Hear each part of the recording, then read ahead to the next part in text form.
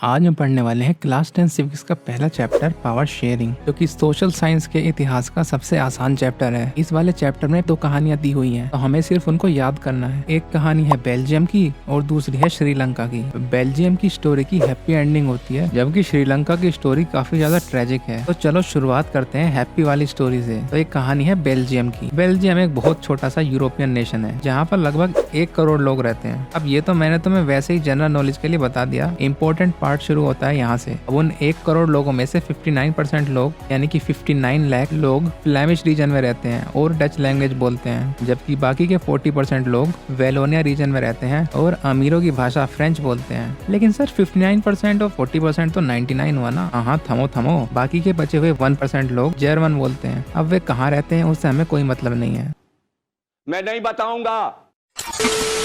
Sir दिक्कत कहाँ पर आ रही है? दिक्कत आ रही है बेटा कैपिटल में, यानी कि ब्रुसेल्स में। यहाँ पर 80% फ्रेंच बोलने वाले लोग हैं और मात्र 20% डच बोलने वाले लोग हैं। अब जो लोग शुरुआत से मेरी बात को ध्यान से सुन रहे हैं तो समझ आ गया होगा कि क्या दिक्कत है। चलो अब मैं बताता हूँ। देखो, हमने बेल्जियम की पॉपुलेशन कितनी मानी थी? 1 करोड़ है ना। इसमें से 59 लाख तो डच बोलने वाले लोग हैं और 40 लाख फ्रेंच बोलने वाले हैं। अब ये जो 40 लाख लोग हैं वैसे तो ओवरऑल पॉपुलेशन में कम है। जहाँ बात पैसे और इन्फ्लुएंस की आती है, ये 40 लाख फ्रेंच बोलने वाले 9 लाख डच बोलने वालों पर भारी पड़ जाते हैं। ये बात फ्लेमिश वालों को बिल्कुल बढ़िया नहीं लगती और वे अपना विरोध प्रदर्शन करना शुरू कर देते हैं। जिसके बाद होता है एकोमोडेशन। ये जो सब प्रॉब्लम्स हो रही थी 1950 और 1960s में हो रही थी। 1960 के बाद जब ज्यादा टेंशन बढ़ गई, मतलब टेंशन उस तरह की पड़ी थी जैसे लोग आपस में एक दूसरे को गाली बक रहे थे। ये नहीं कि चारों तरफ आग जनी कर दी उन लोगों ने, नहीं, वे लोग एकदम पीसफुल प्रोटेस्ट कर रहे थे। तो बेचारे फ्लेमिश बोलने वालों की मजबूरी को देखते हुए बेल्जियन सरकार ने 1970 से लेकर 1993 तक बेल्जियम के कॉन्स्टिट्यूशन को 4 बार मॉडिफाई किया गया ताकि सब लोग मिलजुल कर रह सकें। वो जो पॉइंट्स एग्जाम के लिए इम्पोर्टेंट होने वाले हैं उनके बारे में बात करते हैं। बेल्जियम का जो फाइनल कॉन्स्टिट्यूशन तैयार हुआ उसमें ये लिखा गया कि डच और French speaking official should be equal in the central administration, ताकि कोई भी ग्रुप अपनी दादागिरी ना दिखा सके। बहुत सारी सेंट्रल गवर्नमेंट की रेस्पॉन्सिबिलिटीज इन दोनों बड़े बड़े रीजन्स के स्टेट एडमिनिस्ट्रेशन को दी गई, यानी कि स्टेट गवर्नमेंट। एडमिनिस्ट्रेशन मतलब गवर्नमेंट ही होता है। फेसबुक व्हाट्सएप तो चलाते हो ना, उसमें एडमिन नहीं होता, बस स्टेट का भी वही एडमिन है। ब्रुसेल्स का एक खुद का एडमिनिस्ट्रेशन था। दोनों पॉपुलेशन से इक्वल रिप्रेजेंटेटिव्स आ रहे थे। एक तीसरे तरीके की भी गवर्नमेंट बनाई गई जिसको कम्युनिटी गवर्नमेंट नाम दिया गया, जो कि उन लोगों द्वारा चुनी जाती थी जो सेम लैंग्वेज बोलते थे। डच और फ्रेंच बोलने वालों का तो जुगाड़ हो ही गया है पहले से। ये जो लास्ट पॉइंट है मेरे ख्याल से इससे 1% जो जर्मन बोलने वाले लोग नहीं थे। कम्युनिटी गवर्नमेंट से सबसे ज्यादा फायदा उनको हुआ। कम्युनिटी गवर्नमेंट थी, इसको कल्चरल, एजुकेशनल और लिंग्विस्टिक प्रॉब्लम सोल्व करने में फ्रीडम थी। यहाँ पर बेल्जियम की स्टोरी की हैप्पी एंडिंग हो जाती है। और अभी तुम्हारे अच्छे भले मूड का नाश करने के लिए आ रही है श्रीलंका की स्टोरी। चलो अब बात करते हैं श्रीलंका के बारे में। श्रीलंका एक आइलैंड नेशन है जो कि इंडिया के साउथ में लोकेटेड है। यहाँ ब्रुसेल्स में 1 करोड़ लोग रहते थे, यहाँ पर 2 करोड़ लोग रहते हैं। बाकी साउथ ईस्ट एशिया कंट्रीज की तरह ही श्रीलंका के अंदर भी अलग अलग रिलीजन्स के लोग रहते हैं। यहाँ पर तमिल बोलने वाले लोग भी रहते हैं और सिन्हाला बोलने वाले लोग भी रहते हैं। लेकिन सिन्हाला बोलने वालों की 74% पॉपुलेशन है, जिसके साथ वे मेजोरिटी में है। और एक और चीज जो उनके बारे में हमें याद करनी है वो है उनका रिलीजन। वे बुद्धिस्ट रिलीजन को फॉलो करते हैं। बची हुई पॉपुलेशन में से 18% लोग तमिल बोलते हैं और इन 18% लोगों को भी हम फर्दर सब डिवाइड कर सकते हैं इंडियन तमिल्स में, जो कि 5% है, और श्रीलंकन तमिल्स में, जो कि 13% के साथ तमिल स्पीकिंग ग्रुप की मेजोरिटी में है। हालांकि ओवरऑल मेजोरिटी में तो सिन्हाला स्पीकिंग लोग ही हैं, जो कि टोटल पॉपुलेशन का 74% है। श्रीलंका को इंडिपेंडेंस 1948 में मिली थी और उसी के बाद से मेजोरिटी सिन्हाला बोलने वालों ने अपने असली रंग दिखाने शुरू कर दिए और मेजोरिटी में होने की वजह से सारे नियम कायदे अपने फेवर में बनाए और माइनॉरिटीज को परेशान करना शुरू कर दिया। श्रीलंका के पॉलिटिशियंस केवल सिन्हाला बोलने वाले लोगों के बारे में सोच रहे थे और इन्होंने बेशर्मी की सारी हदें जब पार कर दी जब 1956 में श्रीलंका की एडमिनिस्ट्रेशन ने ऑफिशियल लैंग्वेज एक्ट पास किया। का नाम था सिन्हाला ओनली एक्ट। इस एक्ट के बाद सिन्हाला स्पीकिंग कम्युनिटी का तो बहुत फायदा हुआ। उनको यूनिवर्सिटी और गवर्नमेंट जॉब के लिए रिजर्वेशन मिलने लगा और तो और इन्होंने बुद्धिज्म को नेशनल रिलीजन घोषित कर दिया। ऐसा लग रहा था सिन्हाला स्पीकिंग कम्युनिटी अपनी मनमानी कर रही है। श्रीलंकन तमिल्स को यह बात बिल्कुल भी अच्छी नहीं लगी, इसलिए उन्होंने गवर्नमेंट के सामने अपनी डिमांड्स रखी कि उनके बेसिक फंडामेंटल राइट्स उनसे छीने ना जाएं और सभी को इक्वली ट्रीट किया जाए। लेकिन गवर्नमेंट ने एक ना सुनी, जिसके बाद पूरे श्रीलंका में दंगे हो गए। 1980s में तो टेंशन इतनी ज्यादा बढ़ गई कि कई सारी पॉलिटिकल ऑर्गेनाइजेशंस जैसे कि liberation tiger of Tamil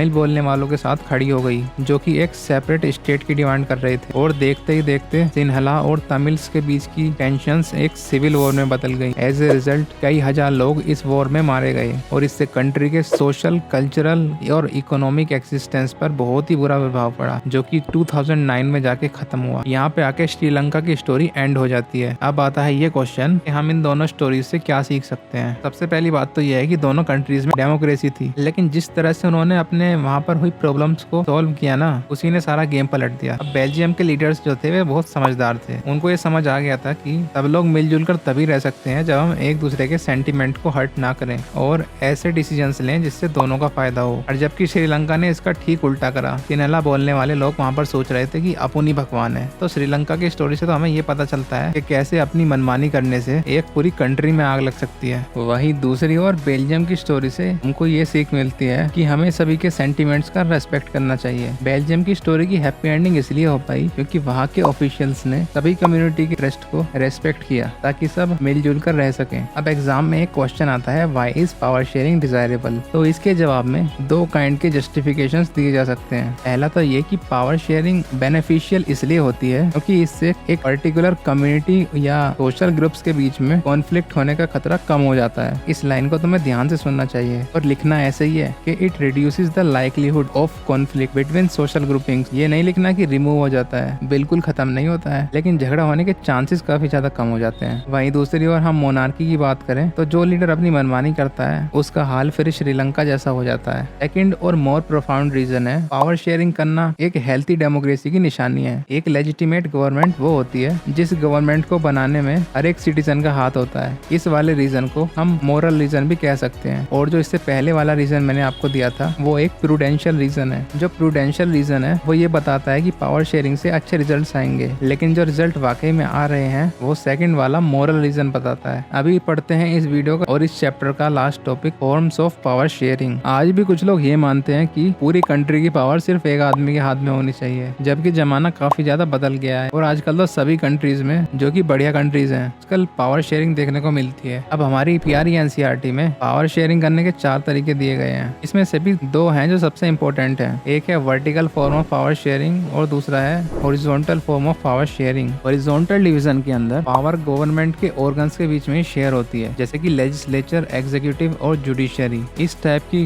government के ऑर्गन्स को सेम लेवल पर रखा जाता है और डिफरेंट पावर्स दी जाती हैं। इससे फायदा ये होता है कि गवर्नमेंट के सारे ऑर्गन्स इफेक्टिवली वर्क करते रहते हैं, क्योंकि सभी ऑर्गन्स एक दूसरे को टाइम टू टाइम चेक करते रहते हैं कि सभी अपना काम सही से कर रहे हैं या नहीं। ये एंश्योर करता है एक्सपेंशन ऑफ डेमोक्रेसी। वहीं अगर वर्टिकल डिस्ट्रीब्यूशन ऑफ पावर की बात करें तो इस टाइप में पावर डिफरेंट लेवल्स पर डिवाइड होती है, जैसे कि यूनियन, स्टेट और लोकल गवर्नमेंट। इस टाइप की पावर शेयरिंग में हायर और लोअर लेवल्स ऑफ गवर्नमेंट होते हैं। जैसे कि हॉरिजॉन्टल डिवीजन के अंदर सभी ऑर्गन्स एक दूसरे को चेक करते रहते हैं। इस वाले टाइप में ऐसा कोई कंसेप्ट नहीं है। ये प्रमोट करती है डीपनिंग ऑफ डेमोक्रेसी के कॉन्सेप्ट को, और इसका एग्जांपल है यूनाइटेड स्टेट्स ऑफ अमेरिका। जबकि हॉरिजॉन्टल डिस्ट्रीब्यूशन का एग्जांपल हमारा प्यारा भारत है। ऐसे तो भारत में दोनों तरह की पावर शेयरिंग देखने को मिलती है और हमारी कंट्री शायद ऐसी इकलौती कंट्री है जिसमें दोनों चीजें देखने को मिल रही है, क्योंकि हमारे पास लेजिस्लेचर, एग्जीक्यूटिव और जुडिशरी भी है और सेंट्रल, स्टेट और लोकल गवर्नमेंट्स भी हैं। इस टाइप की गवर्नमेंट को फेडरल गवर्नमेंट भी कहते हैं या फिर फेडरल डिवीजन ऑफ पावर भी कह सकते हैं। और अगर कोई आपसे पूछे कि फेडरल गवर्नमेंट कौन सी होती है तो उसको ये बोलना, इस गवर्नमेंट में पावर डिफरेंट लेवल्स पर डिवाइड होती है, यानी कि जहाँ फेडरल डिवीजन होता है पावर का, उसी गवर्नमेंट को हम फेडरल गवर्नमेंट कहते हैं। इसके बाद पावर को सोशल ग्रुपिंग्स में भी डिवाइड किया जा सकता है। कुछ नेशंस में ऐसे कॉन्स्टिट्यूशनल और लीगल फ्रेमवर्क एग्जिस्ट करते हैं जहाँ पर सोशली डिसएडवांटेज्ड ग्रुप्स और वुमेन को गवर्नमेंट और एडमिनिस्ट्रेशन में रिप्रेजेंटेशन मिल सके। ये स्ट्रेटेजी ये एंश्योर करती है कि माइनॉरिटी पॉपुलेशंस को एक फेयर अमाउंट ऑफ पावर दी जाए। पावर शेयरिंग 2 पॉलिटिकल पार्टीज के बीच में भी हो सकती है, जैसे कि 2 पॉलिटिकल पार्टीज अगर मिलकर गवर्नमेंट बनाती हैं तो उसको हम कोलिशन गवर्नमेंट कहते हैं। ये भी एक पावर शेयरिंग करने का तरीका होता है। तो यहाँ पर हमारा ये चैप्टर खत्म हो जाता है। अगर आपको ये वीडियो अच्छी लगी तो लाइक करो, नए हो तो सब्सक्राइब करो। मिलेंगे अगली वीडियो में।